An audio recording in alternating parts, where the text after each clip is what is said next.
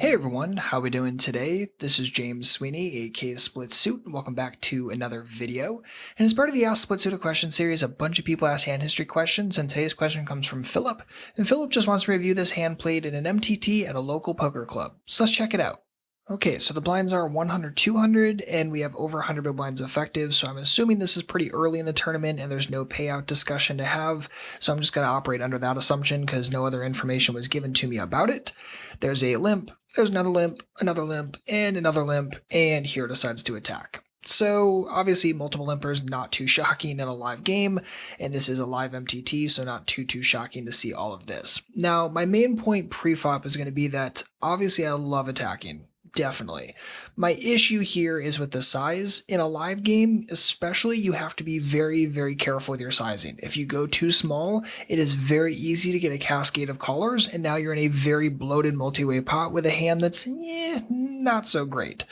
So this is one of those where I would ask myself, could maybe 1900 generate folds from most everyone? Could 2100 do that? Right? What's that magic number that would generate a tremendous amount of preflop folds? Because that's the button I want. I don't want to risk going too small and getting everyone to call as well. But moving onwards, we end up picking up just a single caller. Go heads up to it. Go here. Seat 7 decides to donk bet, and here decides to raise. So in this situation, Seat 7 is described as a tight player who likes to bet if she has anything from the board. Okay, fair enough. And then Philip goes on to say she donk bet 1300, which really confused me because I never saw her donk betting. So I thought about her possible range and decided she might have a strong flush draw or pocket pair like 8s or 10s, and I don't think she would bet a set here. But then there's no further discussion about it. It's just I decided to raise at that point. So I want to kind of pause here and fill in the gap and what the thought process really should be beyond that. So I love the fact that we're assigning a range of hands. I love the fact you think flush draws are probably in there. I agree with that. 8s and 10s could be in there. Again, assuming you don't think that Seat 7 would just raise over the limpers themselves pre-flop. And do I think they wouldn't bet a set? I'm not 100% convinced about that. I think you have to put at least some combos of sets in there. Now, mind you, full combos, there are 9 combos of sets, 3 of each. So even if we only put half the combos in there, that's 4.5 combos extra in a range. I'm not sure if the donk range is necessarily that narrow. But it's something that I would definitely at least put in there partially. Now, the big reason why I say a lot of that stuff is what are they going to do when you raise, right?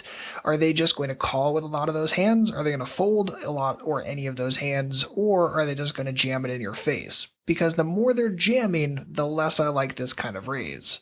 And the flush draw thing is really the most curious part of it for me, because if you look at the ways that Seat 7 could have a flush draw, it's going to be one of 3 different ways. 1, there's going to be a straight draw attached to it, maybe like a 6-7 of spades.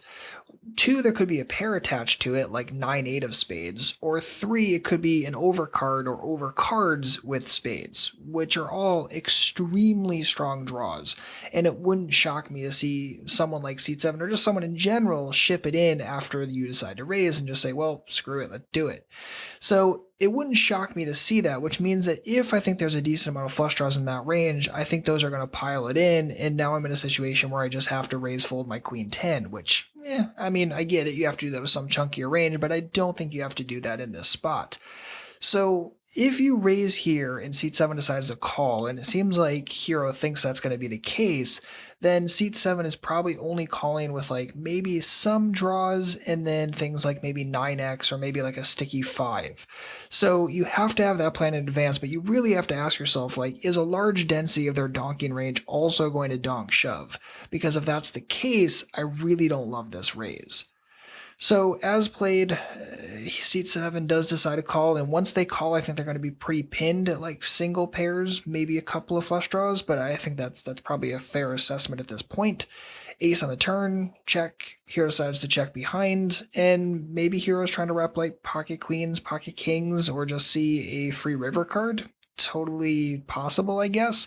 But my question would be, like, if I thought that Seat 7 was pinned at 9x or 5x, could I just bet here for something like 6.6 or even like 5.5 and get it away, right? Would they fold that hand? And that's the major question I'm asking, right? Because the whole reason why you run this play on the flop is so that you can pin their range and you can make their life hell on future streets. So are we going to make their life hell, or are we going to say, oh, that's a really good card, we're going to check? right? You really have to make that discernment. Like, what was the original plan of the donk bet? And of raising the donk bet.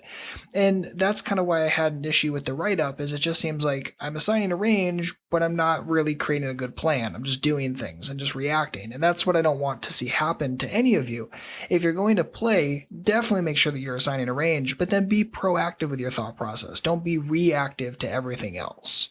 And then to wrap up this hand, we get a very interesting river card with the ace of spades, and seat 7 decides to check. So at this point, Hero says, I decided to bet the river because I would lose at showdown 100% of the time, and she also checked both aces.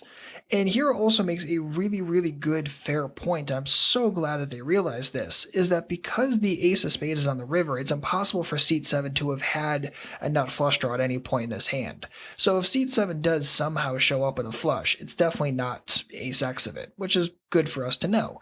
Which probably pushes more combinations of things like raw 9x or raw 5x in that range once seat 7 decides to take this line on this exact kind of run out. Whereas Hero can have flush draws. Hero can have things like value betting kings or value betting queens or jacks or whatever it is. So I think this is a situation where I'm okay with it. I think the bet size might be a little bit small. I think you should probably go just a pinch larger in a live environment to really ensure you get 9x or 5x to go away, especially on a single paired board, right? But in that kind of situation, I'm glad that we're looking for the bet. I'm glad that we're looking to figure out how to dig ourselves out of this and understand that you got a pretty great run out for this play. So yes, it did work in this exact situation, but again, I would really go back and kind of rethink the flop plan, really understanding if you raise, what's my opponent going to do? Are they going to 3-bet draws in my face? Because if so, probably not the best play to make. So Philip, thank you very much for the interesting hand, and if you or anyone else has a poker-related hand or question, feel free to send it to me directly at splitsuit.com/send, and same as always, if you have any comments or questions, please don't hesitate to let me know. Otherwise, I'll see you back next week with a new video, and in the meantime, good luck out there, and happy grinding.